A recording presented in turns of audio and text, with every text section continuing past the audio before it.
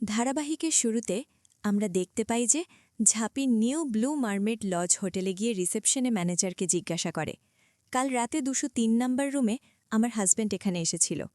এমনকি রাতে ওর খুব ইম্পর্ট্যান্ট একটা কার্ড হারিয়ে যায়, সেটা নেওয়ার জন্যই আমি এখানে এসেছি। আপনারা যদি একটু পারমিশন দিতেন তাহলে আমি ভিতরে ঢুকে কার্ডটা খুঁজে নিতাম। ঝাঁপির কথা শুনে ম্যানেজার পুষ্পেনকে ডেকে 203 নম্বর রুমের চাবি দিয়ে বলে, ম্যাডামকে একটু ঘরের মধ্যে নিয়ে যাও, যা খোঁজার খুঁজে নিক। পরবর্তীতে পুষ্পেন ঝাঁপিকে 203 নম্বর রুমে নিয়ে যায়। রুমে ঢুকে ঝাঁপি বিয়ারের বোতল দুটো খুঁজে না পেয়ে পুষ্পেনকে বলে, এই ঘরে তো দুটো বিয়ারের বোতল ছিল, সে বোতল দুটো কোথায়? তখন পুষ্পেন বলে, ম্যাডাম, আপনি এখানে বিয়ারের বোতল খোঁজার জন্য এসেছেন, কিন্তু ওই বোতল দুটোই তো বিয়ার ছিল না, খালি বোতল ছিল। তাহলে আপনি খালি বোতল খোঁজার জন্য কেন এসেছেন? ম্যাডাম, আমি কিন্তু কিছু করিনি, আমাকে ভাসাবেন না। পুষ্পেনের এত কথা শুনে ঝাঁপি বলে, আরে তুমি একটু চুপ করো না, বোতল দুটো কোথায় ফেলেছ সেখানে আমাকে নিয়ে চলো। পরক্ষণে পুষ্পেন লজের পেছনে ডাস্টবিনে নিয়ে যায় এবং ঝাঁপি ডাস্টবিন খুলেই অনেকগুলো বিয়ারের বোতল দেখতে পায় আর বলে, এখানে তো অনেকগুলো বিয়ার, তার মধ্যে এখন ওই বোতলটা কিভাবে খুঁজে পাব? যদি বোতলটা খুঁজে পেতাম তাহলে হয়তো ল্যাবে পাঠালেই সব কুকীর্তি ধরা পড়ে যেত, কিন্তু এখন আমি কিভাবে সত্যিটা প্রমাণ করব? ঠিক তখনই ডিপ ফোন করে বলে, তুই কোনো কিছু প্রমাণ পেয়েছিস? তখন ঝাঁপি বলে, না গো, ওরা তো বোতল দুটো ফেলে দিয়েছে, আর এখানে অনেকগুলো বোতল, ওই বোতল কোনটা সেটা কিভাবে খুঁজে পাব?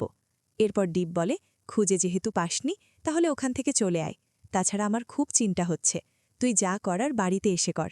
এটা বলেই ফোনটা রেখে দেয়।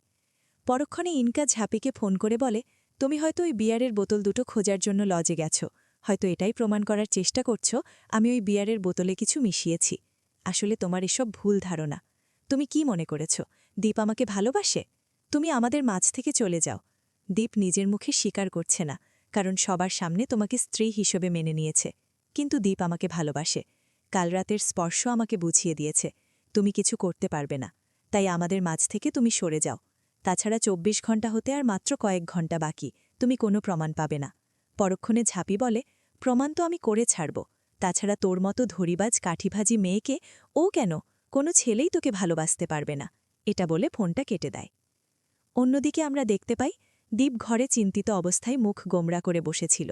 তখনই ইনকা ধুতি পাঞ্জাবি নিয়ে দীপকে গিয়ে বলে, হয়তো ঝাঁপি তোমাকে বিয়ের শপিং করতে দেয়নি, কিন্তু আমি তোমার জন্য স্পেশালভাবে অর্ডার দিয়ে ধুতি পাঞ্জাবি আনিয়েছি, তুমি কালকে এটাই পরবে।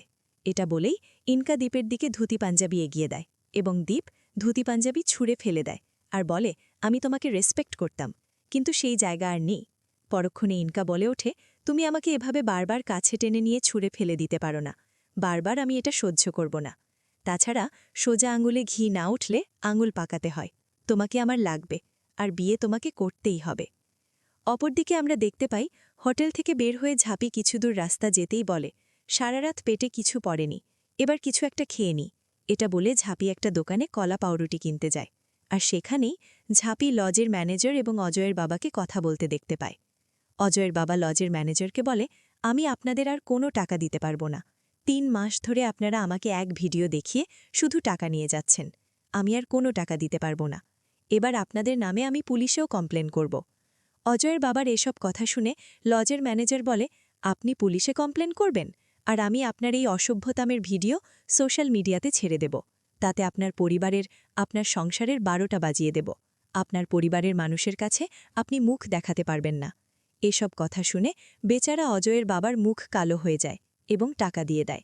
এদিকে ঝাঁপিয়ে অজয়ের বাবার এসব কথা আড়াল থেকে শুনে মনে মনে বলে, আমি ওকে বাঁচানোর জন্য প্রমাণ খুঁজে দাঁড়াচ্ছি, আর কাকির সংসারে এত বড় বিপদ আসতে চলেছে সেটা আমি কিভাবে আটকাব? মা চড়ালক্ষ্মী, এ তুমি আমাকে কি দেখালে? পরবর্তীতে ঝাঁপি সরকার বাড়িতে ফিরতেই অজয়ের বাবা জিজ্ঞেস করে, কোনো প্রমাণ পেয়েছিস? 24 ঘণ্টা হতে আর তো বেশি সময় নেই, এবার মনে হচ্ছে বিয়ের তোর জোর শুরু করতে হবে। তখনই ঝাঁপি বলে, তোমার মতো মানুষের সাথে কথা বলার আমার কোনো প্রতিভা নেই।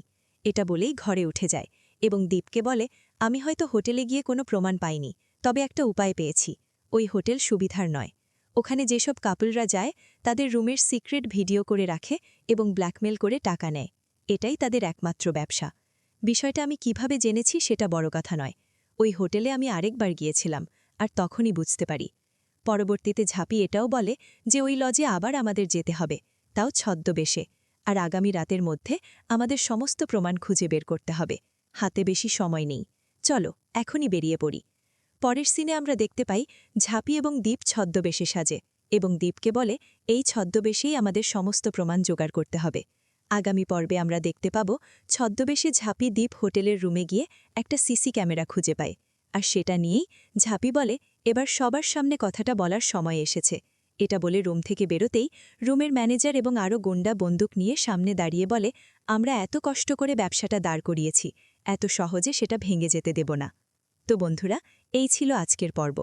পরবর্তী নাটকের আপডেটগুলো দেখতে আমাদের চ্যানেলটি এখনই সাবস্ক্রাইব করে পাশে থাকুন। ধন্যবাদ।